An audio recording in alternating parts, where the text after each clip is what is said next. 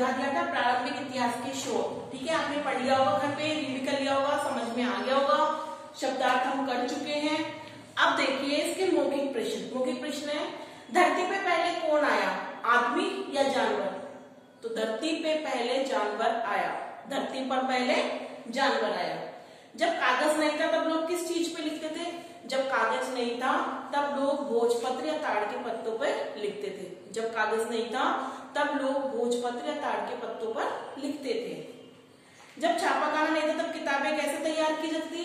जब छापाखाना नहीं था तो किताबें हाथ से लिखकर तैयार की जाती थी।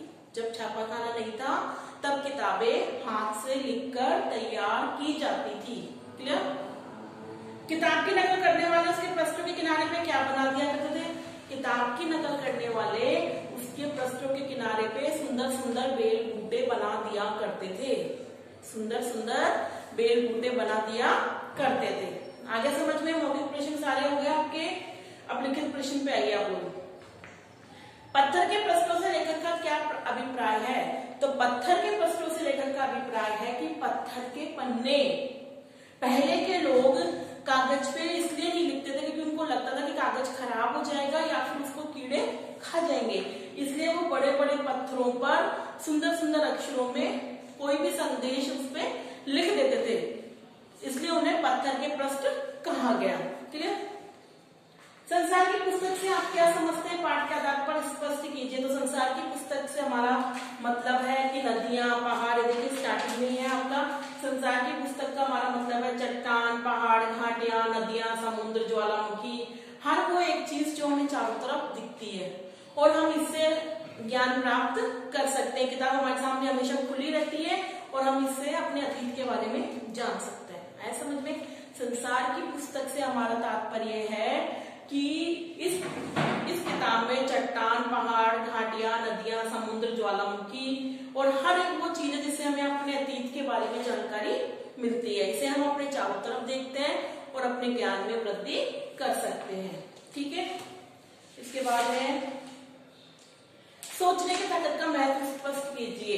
पहले मनुष्य और जानवर दोनों समान थे, मनुष्य भी जानवर के समान था, लेकिन मनुष्य में सोचने की ताकत थी जिसने उसको जानवर से अलग किया। सोचने की ताकत के कारण मनुष्य जानवरों, भयानक से भयानक जानवर से भी बच जाता था। ठीक है ना? मतलब भयानक से भयानक जानवर से भी ज्यादा बलवान बना देता सोचने की ताकत ने।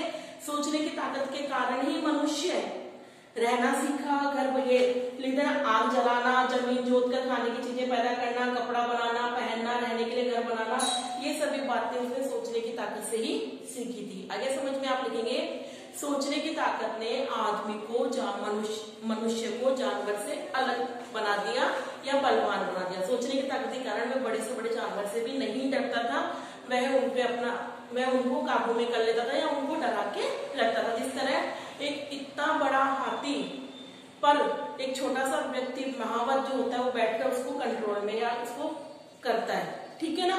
और सोचने की ताकत कारण वह आग जलाना, जमीन में जोत कर खाने की चीजें पैदा करना, कपड़ा बनाना, पहनना और रहने के लिए घर बनाना, ये सभी बातें सोचने की ताकत के कारण ही हो पाई है। ठीक है? इसके बाद है आपका पुराने जमाने की लेखन कला में उपलब्ध लेखन सामग्री के विषय में आप क्या जानते हैं? तो पुराने जमाने में लिखने के लिए कागज नहीं था, इसलिए उस टाइम भोजपत्र या ताड़ के पत्तों पर लिखा जाता था। और पहले पुराने जमाने में जो उनके अक्षर लेखन था बहुत सुंदर थी, बहुत सुंदर राइटिंग में लिखा जाता, मतलब उनकी लेखन जो था बहुत ही सुंदर था। ठीक है ना? और पुराने जमाने में छापाखाने नहीं थे, इसलिए अगर कोई किताबें बनानी होती तो उसी की नकल की जाती थी और उसके चारों तरफ बेल बूटे बना दिए जाते थे। और पुराने जमाने में फारसी, उर्दू और संस्कृत की किताबें ही मिलती थी। पुराने जमाने में ज्यादा चीजें बुक में नहीं लिखी जाती थी क्योंकि उनको लगता था कि किताबें खराब हो जाएंगी या फिर इनको कीड़े खा जाएंगे, इसलिए वो पत्थरों पे लिखा करते थे। ठीक है? आ गया? अब लोगों को अपनी किस बेवकूफी की बात समझ में नहीं आती। लोगों को यह समझ में नहीं आता कि आपस में लड़ने और एक दूसरे की जान लेने में कोई भी कुछ भी फायदा नहीं है। लोगों को ये बात समझ में नहीं आती है कि आपस में लड़ने और एक दूसरे की जान लेने में कोई भी फायदा नहीं है। तो मौखिक प्रश्न करने आपको और लिखित प्रश्न करने, ठीक है, अच्छी अच्छी राइटिंग में।